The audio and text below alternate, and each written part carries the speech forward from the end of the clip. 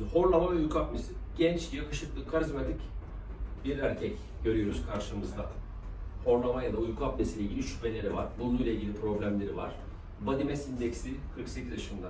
İyi sayılır, hafif yüksek.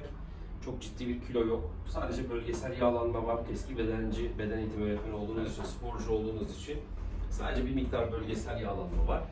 Şimdi muayenesini yaptığımızda hastamızın ne gördük? Burnunda deviyasyon var, burnunda bir eğrilik var. Burnundan daha sağlıklı nefes alır hale getirmemiz lazım.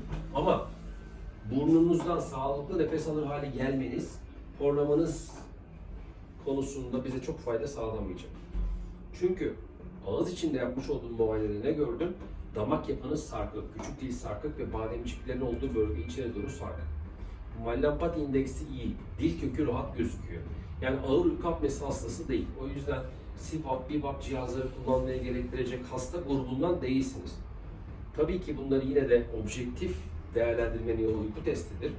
Ama sizin diğer alanlar gayet açık olduğu için, rahatlamanız için, horlama ve uyku apnesi için muhakkak o sistemi açmamız gerekiyor. Şimdi uyku apnesi olunca ne oluyor? Ya da uykuda hafif derecede uyku apnesi de olsa, horlama olunca diyorsunuz ya ben nefes alamıyormuş gibi uyanıyorum. Kandaki oksijen değeri düşüyor.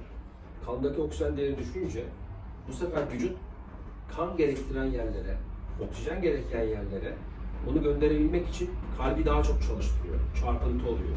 İdrar kapak probleminiz var. Bu agrave oluyor ister istemez. Çünkü kalp daha yüksek basınçla çarpmak zorunda. Kalp daha yüksek çarpmak zorunda, daha basınçlı çarpmak zorunda.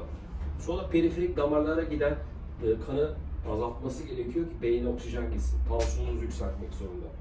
Göğüs tansiyonu ve prostatla ilgili sorunların en büyük nedeni aslında gece o 7-8 saatlik süreçte yaşamış olduğunuz o sıkıntı, o problem. Dolayısıyla burun operasyonu olmanız aslında bir faydası olacak mutlaka. Gün içerisinde sizi rahatlatacak. Ama asıl tedavi burunla bitmiyor. Biraz daha aşağıları da tedavi etmek gerekecek.